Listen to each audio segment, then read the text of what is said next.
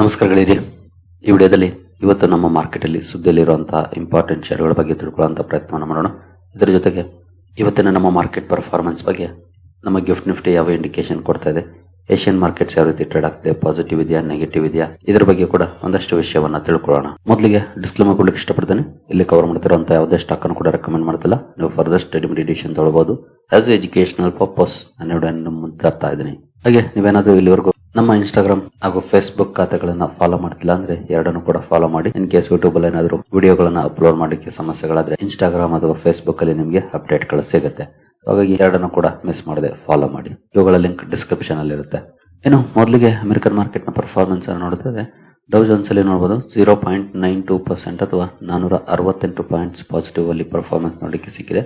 Opening slightly ಅಪ್ಪಲ್ ಆಗಿದೆ, ಅನಂತರ ಒಳ್ಳೆ ಸ್ಪೈಕ್ ನೋಡಲಿಕ್ಕೆ ಸಿಕ್ಕಿ ಆಲ್ಮೋಸ್ಟ್ ಸೇಮ್ ಲೆವೆಲ್ ಅಲ್ಲಿ ಕ್ಲೋಸ್ ಆಗಿದೆ. ಹೈಯಿಂದ ಸ್ವಲ್ಪ ಕರೆಕ್ಷನ್ ಆಗಿದೆ, ಬಟ್ ಸ್ಟಿಲ್ 0.92% ಅಥವಾ ನಿಯರ್ಲಿ 1% ಅಪ್ ಅಲ್ಲಿ ಡೌ ಜೋನ್ಸ್ ಕ್ಲೋಸಿಂಗ್ ಅನ್ನ ಕೊಟ್ಟಿದೆ.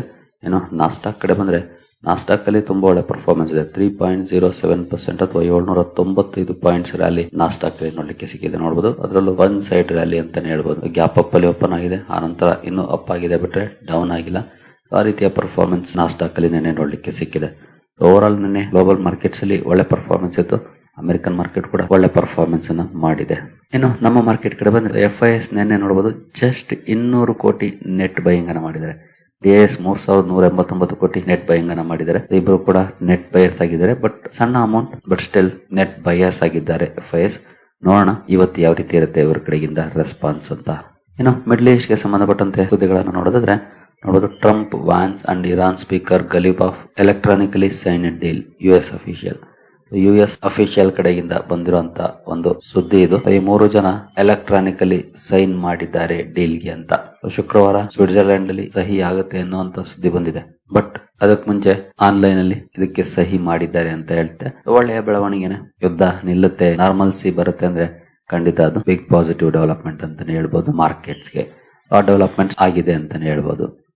ಏನು Trump says Iran agreed to never have nuclear weapons. Iran ಮುಂದೆ ಯಾವತ್ತು ನ್ಯೂಕ್ಲಿಯರ್ ವೆಪನ್ಸ್ ಅನ್ನ ಹೊಂದೋದಿಲ್ಲ ಅಂತ ಹೇಳಿದೆ ಅಂತ ಹೇಳಿದ್ದಾರೆ. ಜೊತೆಗೆ ಅಮೆರಿಕ ಇರಾನ್ಗೆ $300 ಮಿಲಿಯನ್ ಕೊಡ್ತಾ ಇದೆ ಅನ್ನುವಂತ ಸುದ್ದಿ ಬಂದಿತ್ತು, ಬಟ್ ಅದನ್ನ ಫೇಕ್ ನ್ಯೂಸ್ ಅಂತ ಹೇಳಿದ್ದಾರೆ. ಏನು ಈ ಎಲ್ಲ ಸುದ್ದಿಗಳು ಬಂದ ಮೇಲೆ ಕ್ರೂಡ್ ಅಲ್ಲಿ ಪರ್ಫಾರ್ಮೆನ್ಸ್ ಯಾವ ರೀತಿ ಇದೆ ಅಂತ ನೋಡಿದ್ರೆ ಸದ್ಯದ ಮಟ್ಟಿಗೆ ಕ್ರೂಡ್ 0.32% ಪಾಸಿಟಿವ್ ಅಲ್ಲಿ ಟ್ರೇಡ್ ಆಗ್ತಿದೆ. ನಿನ್ನೆ ಅಂತೂ ಆಲ್ಮೋಸ್ಟ್ 5% ಡೌನ್ ಆಗಿತ್ತು. ಇವತ್ತು 0.32% ಪಾಸಿಟಿವ್ ಅಲ್ಲಿ ಟ್ರೇಡ್ ಆಗ್ತಿದೆ, ಬಟ್ 83-84 ರೇಂಜ್ ಅಲ್ಲಿ ಇದೆ. ಆಲ್ಮೋಸ್ಟ್ 120 ವರೆಗೂ ಕೂಡ ಹೋಗಿದ್ದಂತ ಕ್ರೂಡ್ 83-84 ಅಲ್ಲಿ ಇದೆ ಅಂದ್ರೆ ಖಂಡಿತ ತುಂಬಾ ಒಳ್ಳೆಯ ಬೆಳವಣಿಗೆನೆ. ನೋಡೋಣ ಇನ್ನು ಎಷ್ಟು ಡೌನ್ ಆಗುತ್ತೆ ಅಂತ.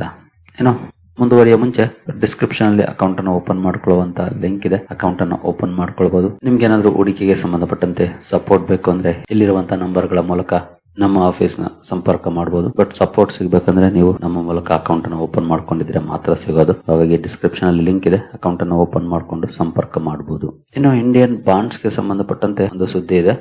Foreign investors pump $1.84 billion into Indian bonds in June, highest in 16 months.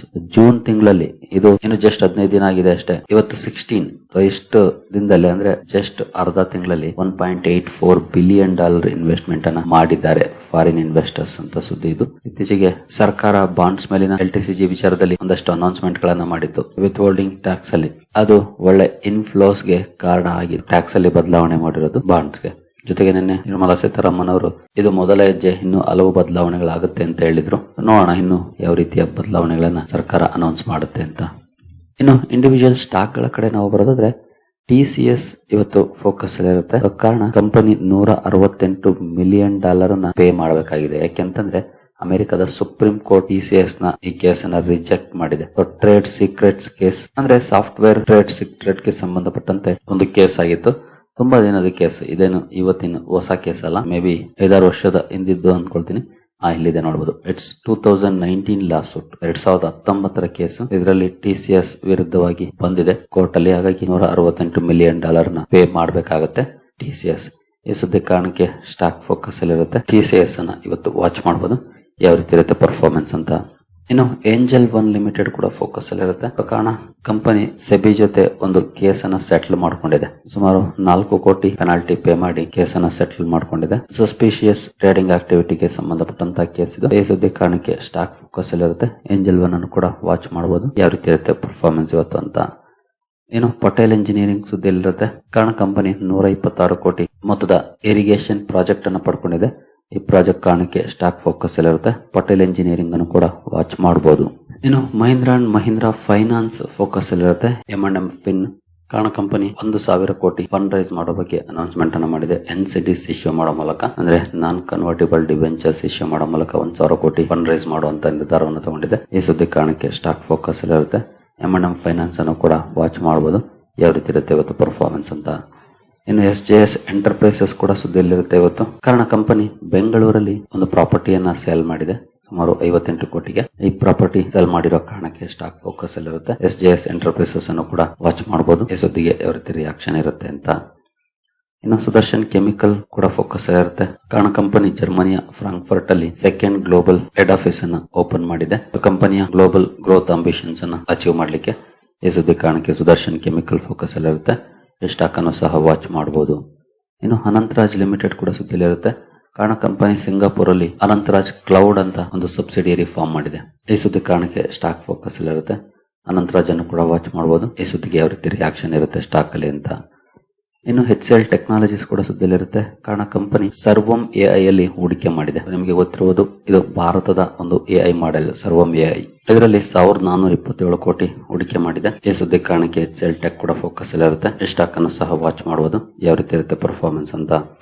ಇನ್ನು ಅದಾನಿ ಎಂಟರ್ಪ್ರೈಸಸ್ ಸುದ್ದಿಯಲ್ಲಿರುತ್ತೆ. ಕಾರಣ ಕಂಪನಿ ಜಬಿಲ್ ಜೊತೆ ಒಪ್ಪಂದವನ್ನು ಮಾಡ್ಕೊಂಡಿದೆ AI ಡೇಟಾ ಸೆಂಟರ್ ಇನ್ಫ್ರಾಸ್ಟ್ರಕ್ಚರ್ ನ ಬಿಲ್ಡ್ ಮಾಡ್ಲಿಕ್ಕೆ. ಈ ಸುದ್ದಿ ಕಾರಣಕ್ಕೆ ಅದಾನಿ ಎಂಟರ್ಪ್ರೈಸಸ್ ಕೂಡ ಸುದ್ದಿಯಲ್ಲಿರುತ್ತೆ. ಈ ಸ್ಟಾಕ್ ಅನ್ನು ಸಹ ವಾಚ್ ಮಾಡಬಹುದು, ಯಾವ ರೀತಿ ಇರುತ್ತೆ ಮಾರ್ಕೆಟ್ ರಿಯಾಕ್ಷನ್ ಅಂತ. ಹಾಗೆ ರೈಲ್ಟೆಲ್ ಕಾರ್ಪೊರೇಷನ್ ಸುದ್ದಿಯಲ್ಲಿರುತ್ತೆ. ಕಾರಣ ಕಂಪನಿಗೆ ಒಂದು ಸಣ್ಣ ಆರ್ಡರ್ ಸಿಕ್ಕಿದೆ, 16 ಕೋಟಿ ಮೊತ್ತದ ಆರ್ಡರ್. ಈ ಆರ್ಡರ್ ಕಾರಣಕ್ಕೆ ಫೋಕಸ್ ಅಲ್ಲಿರುತ್ತೆ, ಇದನ್ನು ಸಹ ವಾಚ್ ಮಾಡಬಹುದು. ಇನ್ನು ಬಂಧನ್ ಬ್ಯಾಂಕ್ ಕೂಡ ಸುದ್ದಿಯಲ್ಲಿರುತ್ತೆ. ಕಾರಣ ಕಂಪನಿ 303 ಕೋಟಿ ಮೊತ್ತದ NPS ಅನ್ನ ARC ಗೆ ಸೇಲ್ ಮಾಡುವಂತ ಡಿಸಿಷನ್ ತಗೊಂಡಿದೆ. ಈ ಸುದ್ದಿ ಕಾರಣಕ್ಕೆ ಬಂಧನ್ ಬ್ಯಾಂಕ್ ಕೂಡ ಫೋಕಸ್ ಅಲ್ಲಿರುತ್ತೆ. ಈ ಸ್ಟಾಕ್ ಅನ್ನು ಸಹ ವಾಚ್ ಮಾಡಬಹುದು. ನೆಕ್ಸ್ಟ್ ಕಾನ್ಕಾರ್ಡ್ ಎನ್ವಿರೋ ಸಿಸ್ಟಮ್ಸ್ ಕೂಡ ಫೋಕಸ್ ಅಲ್ಲಿರುತ್ತೆ. ಕಾರಣ ಕಂಪನಿಯ ಸಬ್ಸಿಡಿಯರಿಗೆ ವೇಸ್ಟ್ ವಾಟರ್ ಟ್ರೀಟ್ಮೆಂಟ್ ಗೆ ಸಂಬಂಧಪಟ್ಟಂತೆ 16 ಕೋಟಿ ಆರ್ಡರ್ ಸಿಕ್ಕಿದೆ. ಈ ಆರ್ಡರ್ ಕಾರಣಕ್ಕೆ ಸ್ಟಾಕ್ ಫೋಕಸ್ ಅಲ್ಲಿರುತ್ತೆ. ಕಾನ್ಕಾರ್ಡ್ ಎನ್ವಿರೋ ಸಿಸ್ಟಮ್ಸ್ ಅನ್ನು ಕೂಡ ವಾಚ್ ಮಾಡಬಹುದು, ಯಾವ ರೀತಿ ಇರುತ್ತೆ ಇದಕ್ಕೆ ರಿಯಾಕ್ಷನ್ ಅಂತ. ಇನ್ನು ಗಿಫ್ಟ್ ನಿಫ್ಟಿ ಕಡೆ ಬಂದ್ರೆ ಗಿಫ್ಟ್ ನಿಫ್ಟಿಯಲ್ಲಿ ಯಾವ ರೀತಿ ಪರ್ಫಾರ್ಮೆನ್ಸ್ ಇದೆ ಅಂತ ಸದ್ಯದ ಮಟ್ಟಿಗೆ ನೋಡಬಹುದು. ಫ್ಲಾಟ್ ಪರ್ಫಾರ್ಮೆನ್ಸ್ ನೋಡ್ಲಿಕ್ಕೆ ಸಿಗ್ತಾ ಇದೆ. ಜಸ್ಟ್ 4 ಪಾಯಿಂಟ್ಸ್ ಪಾಸಿಟಿವ್ ಅಲ್ಲಿ ಟ್ರೇಡ್ ಆಗ್ತಾ ಇದೆ. ಫ್ಲಾಟಿಶ್ ಪರ್ಫಾರ್ಮೆನ್ಸ್ ಇದೆ. ನಿಕ್ಕೈ ಕೂಡ ಸ್ವಲ್ಪ ಮಟ್ಟಿಗೆ ಫ್ಲಾಟ್ ಆಗಿ ಅಥವಾ ಸ್ಲೈಟ್ಲಿ ಡೌನ್ ಅಲ್ಲಿ ಟ್ರೇಡ್ ಆಗ್ತಿದೆ. ಸ್ಟ್ರೈಟ್ ಟೈಮ್ ಸ್ಲೈಟ್ಲಿ ಪಾಸಿಟಿವ್ ಇದೆ. ಹ್ಯಾಂಗ್ಸೆಂಗ್ ನಿಯರ್ಲಿ 1% ನೆಗೆಟಿವ್ ಅಲ್ಲಿ ಟ್ರೇಡ್ ಆಗ್ತಿದೆ. ತೈವಾನ್ ವೈಟೆಡ್ ಅಲ್ಲಿ ಪಾಸಿಟಿವ್ ಪರ್ಫಾರ್ಮೆನ್ಸ್ ಇದೆ ಸ್ವಲ್ಪ ಮಟ್ಟಿಗೆ. ಕೋಸ್ಪಿ ಪಾಸಿಟಿವ್ ಇದೆ ಮೋರ್ ದನ್ 1%. ಇನ್ನು ಶಾಂಘೈ ಕಾಂಪೋಸಿಟ್ ಸ್ಲೈಟ್ಲಿ ನೆಗೆಟಿವ್ ಅಲ್ಲಿ ಟ್ರೇಡ್ ಆಗ್ತಿದೆ. ಅಂದ್ರೆ flattish to slightly positive indication ನೋಡ್ಲಿಕ್ಕೆ ಸಿಗ್ತಾ ಇದೆ ಏಷ್ಯನ್ ಮಾರ್ಕೆಟ್ ಅಲ್ಲಿ. ಅಂತ ದೊಡ್ಡ ರಿಯಾಕ್ಷನ್ ಏನಿಲ್ಲ. ಇನ್ನು ಡೌ ಜೋನ್ಸ್ ಫ್ಯೂಚರ್ಸ್ ಅಲ್ಲೂ ಕೂಡ ನೋಡಬಹುದು ಫ್ಲಾಟ್ ಪರ್ಫಾರ್ಮೆನ್ಸ್ ನೋಡ್ಲಿಕ್ಕೆ ಸಿಗ್ತಾ ಇದೆ ಆಸ್ ಆಫ್ ನೌ. ಇನ್ನು ಕ್ರೂಡ್ ಕಡೆ ಬಂದ್ರೆ ಕ್ರೂಡ್ ಅಲ್ಲಿ 0.11% ಪಾಸಿಟಿವ್ ಪರ್ಫಾರ್ಮೆನ್ಸ್ ಇದೆ. ನಾರ್ಮಲ್ಸ್ ಇದೆ, ಅಲ್ಲೂ ಕೂಡ ಇನ್ನಂತ ದೊಡ್ಡ ರಿಯಾಕ್ಷನ್ ಇಲ್ಲ. ಗೋಲ್ಡ್ ಕೂಡ ಸ್ಲೈಟ್ಲಿ ಪಾಸಿಟಿವ್ ಇದೆ ಇವತ್ತು. ಇನ್ನು USD ನಿನ್ನೆ 43 ಪೈಸೆ 0.43% ಅಥವಾ 41 ಪೈಸೆ ಅಪ್ರಿಶಿಯೇಟ್ ಆಗಿತ್ತು. ನೋಡೋಣ ಇವತ್ತು ಯಾವ ರೀತಿ ಇರುತ್ತೆ ಪರ್ಫಾರ್ಮೆನ್ಸ್ ಅಂತ. ಇದೇ ರೀತಿ ಪರ್ಫಾರ್ಮೆನ್ಸ್ ಮುಂದುವರಿಯುತ್ತಾ ಅಥವಾ ಚೇಂಜಸ್ ಆಗುತ್ತಾ, ಅಂದ್ರೆ ವೀಕ್ ಆಗುತ್ತಾ ಅಂತ. ಸೊ ಸದ್ಯದ ಮಟ್ಟಿಗೆ ಏಷ್ಯನ್ ಕ್ಯೂಸ್ ಅನ್ನ ನೋಡಿದ್ರೆ ಫ್ಲಾಟ್ ಇದೆ, ಬಟ್ ಯಾವುದೇ ನೆಗೆಟಿವ್ ಸುದ್ದಿ ಇಲ್ಲ, ಇರೋದೆಲ್ಲ ಪಾಸಿಟಿವ್ ಸುದ್ದಿಗಳೇ. ನೋಡೋಣ ಮಾರ್ಕೆಟ್ ಯಾವ ರೀತಿ ರಿಯಾಕ್ಟ್ ಮಾಡುತ್ತೆ ಅಂತ. ಇವತ್ತು ನಿನ್ನೆ ಅಂತೂ ಒಳ್ಳೆ ಪರ್ಫಾರ್ಮೆನ್ಸ್ ಬಂದಿತ್ತು. So let's hope for the best ಇವತ್ತಿಗೆ. ಸರಿ ಗೆಳೆಯರೆ, ಈ ಎಲ್ಲ ಅಪ್ಡೇಟ್ಸ್ ನಿಮಗೆ ಇಷ್ಟ ಆಗಿದೆ ಅನ್ಕೊಳ್ತೀನಿ. ಹಾಗೆ ಡಿಸ್ಕ್ರಿಪ್ಷನ್ ಅಲ್ಲಿ ಅಕೌಂಟ್ ಅನ್ನು ಓಪನ್ ಮಾಡ್ಕೊಳ್ಳುವಂತ ಲಿಂಕ್ ಇದೆ, ಅಕೌಂಟ್ ಅನ್ನು ಓಪನ್ ಮಾಡ್ಕೊಳ್ಬಹುದು. ಅದರ ಜೊತೆಗೆ ಇನ್ಸ್ಟಾಗ್ರಾಮ್ ಹಾಗೂ ಫೇಸ್ಬುಕ್ ಅಕೌಂಟ್ಗಳ ಲಿಂಕ್ ಕೂಡ ಇದೆ, ಅವುಗಳನ್ನು ಕೂಡ ಫಾಲೋ ಮಾಡಿ. ಸರಿ ಗೆಳೆಯರೆ, ಮುಂದಿನ ವಿಡಿಯೋದಲ್ಲಿ ಸಿಗೋಣ. ಅಲ್ಲಿವರೆಗೂ ಜೈ ಹಿಂದ್, ಜೈ ಕರ್ನಾಟಕ.